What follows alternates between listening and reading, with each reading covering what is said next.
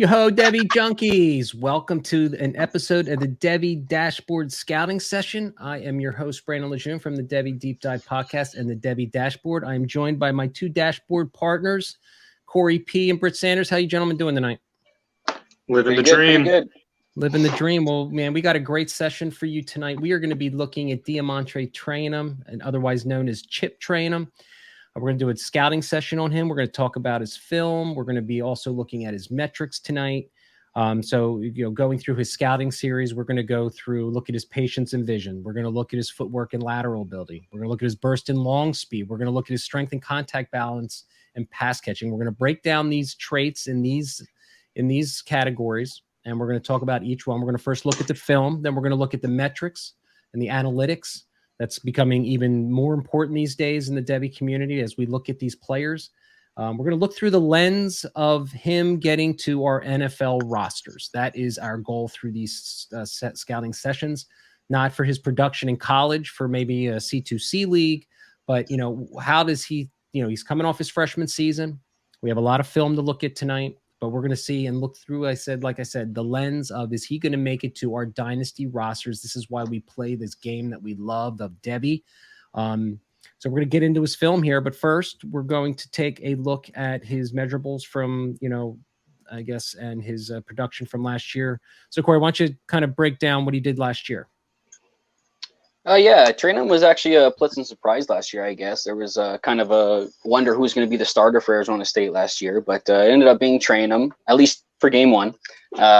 He did pretty good. He's a big boy at 230 pounds. He's only 5'11", so pretty good BMI there.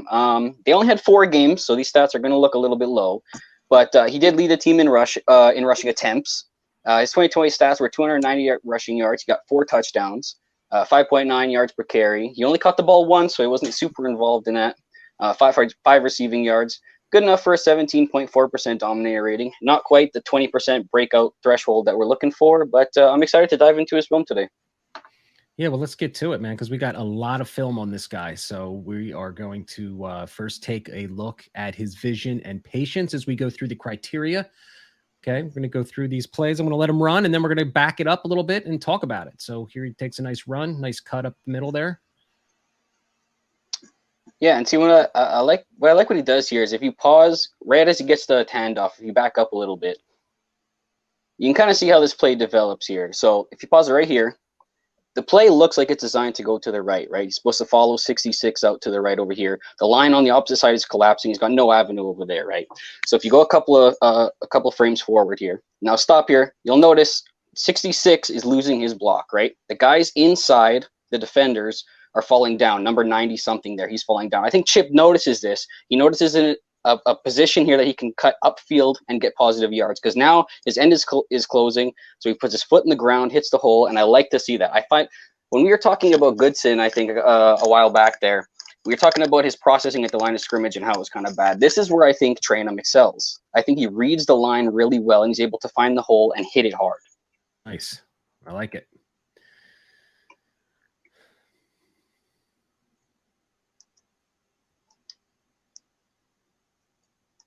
Look at that. Yeah, similar thing right there. I mean, he's got the avenue open up right here in between 68, 70, and 72 there. 92, the lineman breaks off his block, and he takes that lineman for a ride. You know what I mean? He's powerful, but here's something that I see. I thought his vision lacked in this play, okay? Because right now he is looking at number 92 barreling down on him, but he's got this avenue right here.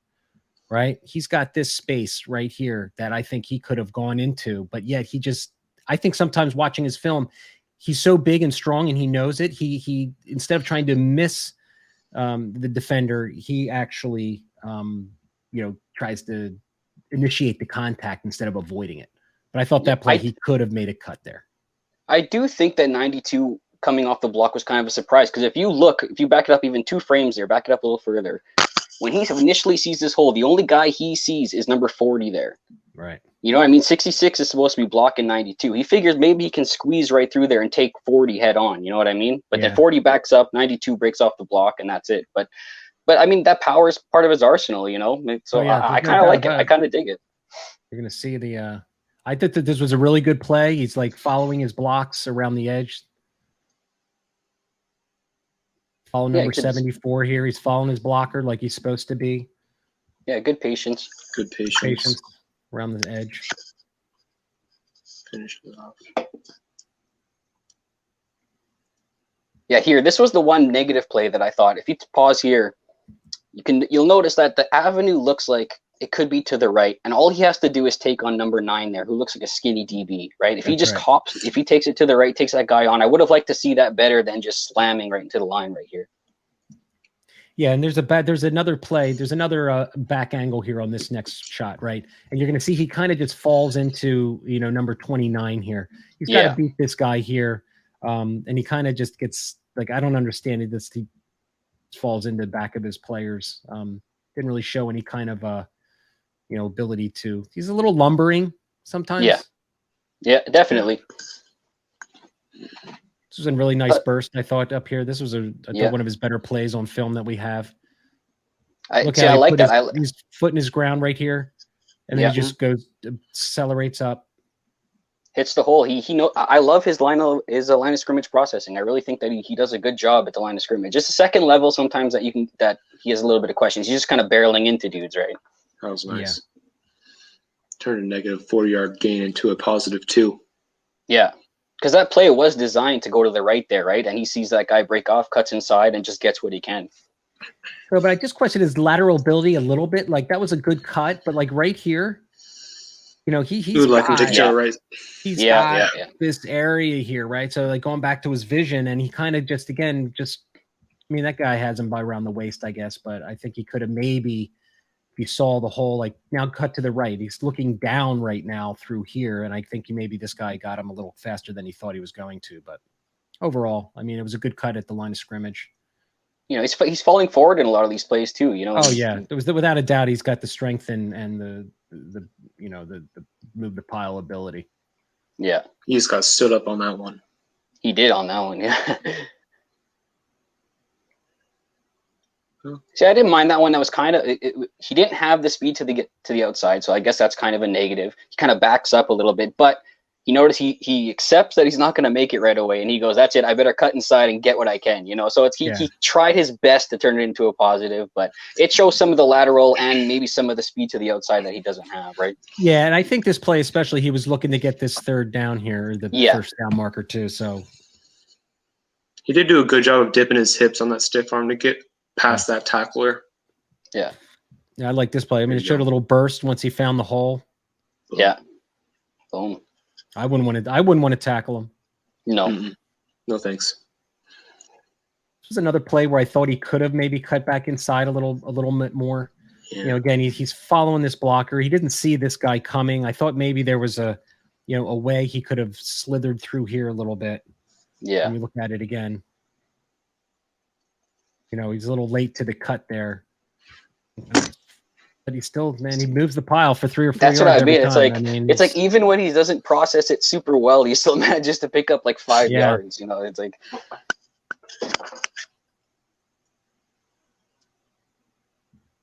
So here's the play where I thought he could have gone on the outside, right? Again, this is where I talk about him initiating contact versus trying to avoid contact and make a cut, make somebody miss for additional yardage. And he just got hammered on that play where I thought he could have maybe worked his way out a little bit on this one. Yeah. Again, he's so footwork and lateral agility, we kind of just saw that as well. A lot of these films kind of overlap with the criteria.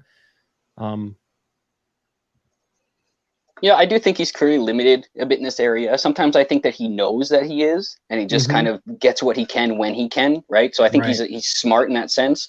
Like this one, and then he has another one where he's kind of trying to dance around a little bit later. But nice cut to try to get away from the guy. He was kind of dead in the backfield already, but he's not going to be a guy to string together multiple cuts and juke you out of your shoes. You know what I mean? He's going to one cut and go right through you.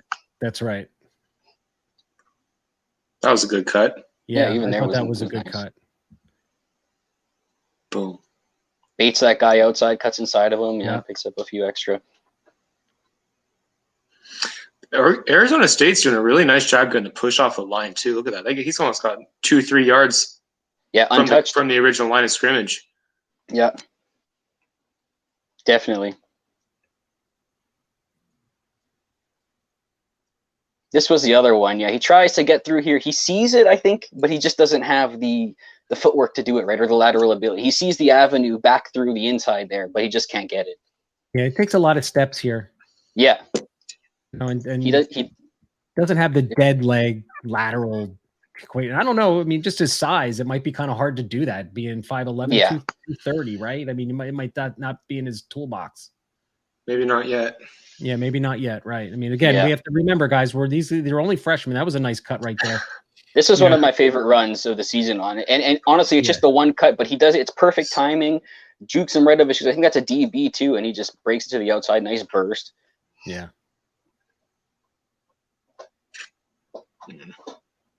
See, sometimes those plays like that, I do wonder how that'll go at the NFL level. You know, I don't know if he's going to have that much room to escape to the right, or to the left there, I guess. But we'll see. But he turned it into a really nice play, like usual. He is a freaking load, though, isn't he? Yeah. Moves well for his size. I really think he does. There. But that was one of his nicer plays. I mean, again, shedding to contact like that, accelerating, good pad level, tough. Yeah. So he's got some surprising burst and long speed looking at his film. But not long speed so much as burst. Yeah. And again, he does get the edge on a couple of these, on most of these plays actually, but you have to wonder too, again, NFL athletes, is he going to get that edge every time? He's getting it in college, and it's close a lot of the time. These guys are closing in on him, right? But he does a nice job getting to the edge, and he has good burst off the line. Really good burst. He ran 56% of his plays. He ran outside the tackles, which I was really surprised because, being such a big guy, right? I mean, do you really want him, working the edge? But he seems somewhat successful at it. Yeah, and he's a pretty athletic guy. To his burst. Yeah, he's athletic for a big guy. In high school, he played multiple positions. He was an All-American linebacker as well as a All-American running back. Like, he's a pretty athletic guy. Nice run here. Nice patience there. I love how he just hit the brakes, let that block develop, and just punched it. Like that was nice. Nice. That's the burst you want to see right there. Yeah.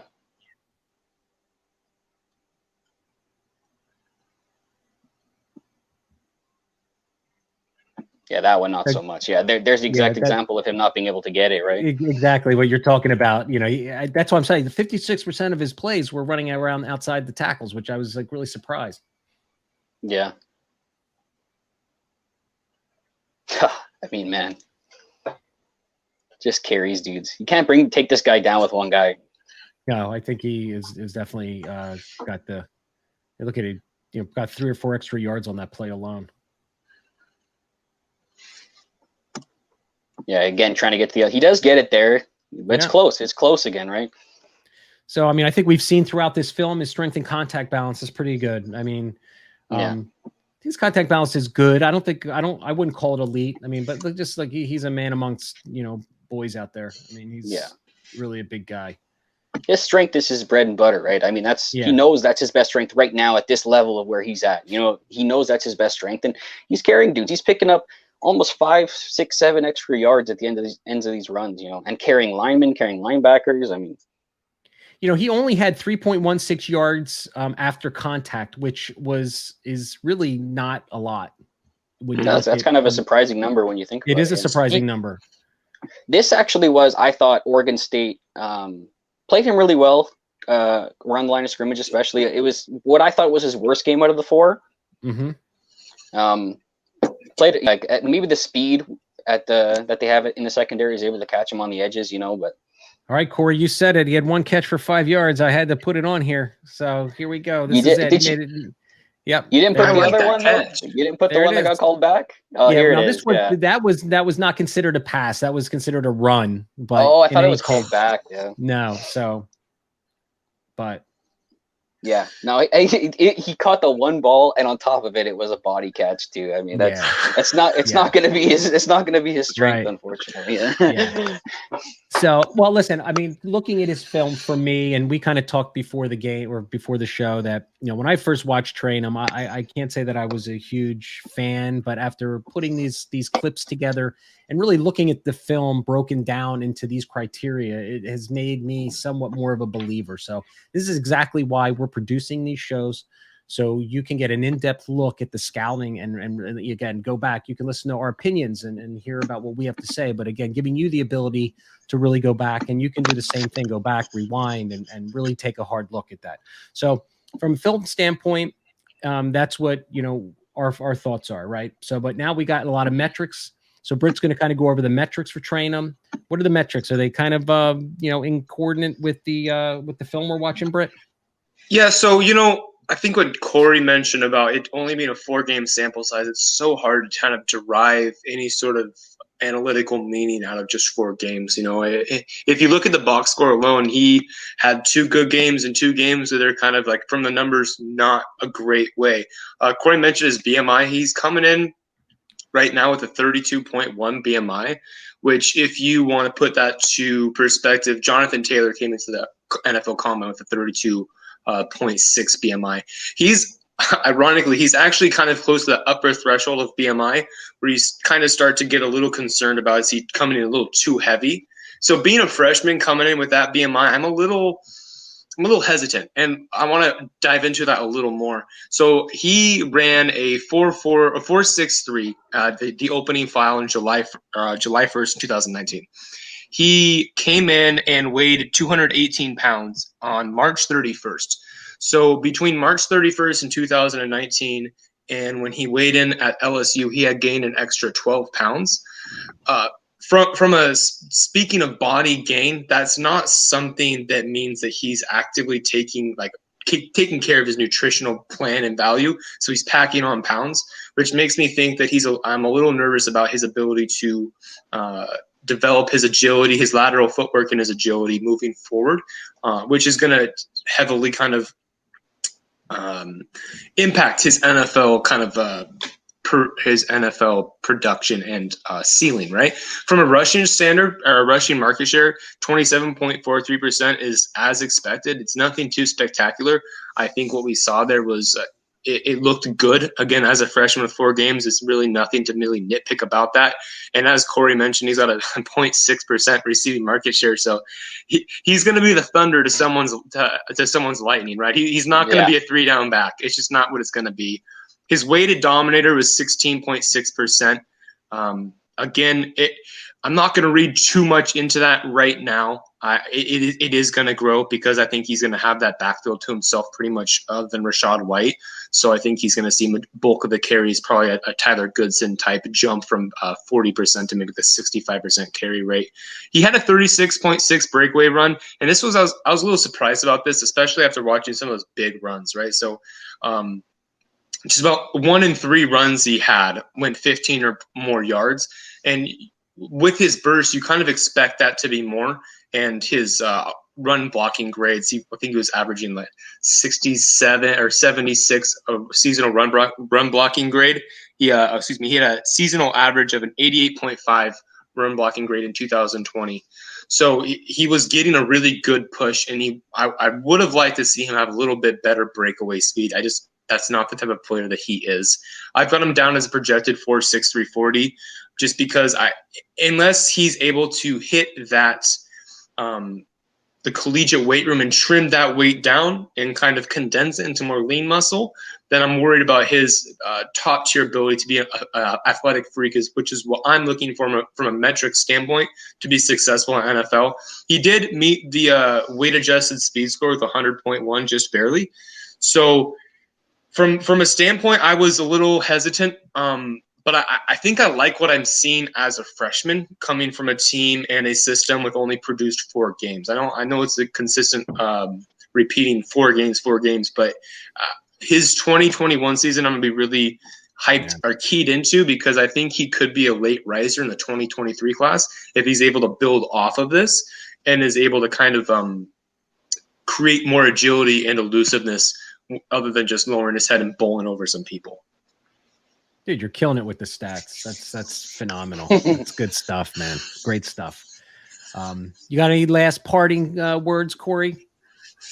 I was actually surprised that you guys came in here pleasantly positive about Trayanum, because in all of our discussions leading up to this, you guys were giving me the impression that maybe you guys didn't like him as much. I'm trying to beat it on your heads that he's not as bad as you guys think.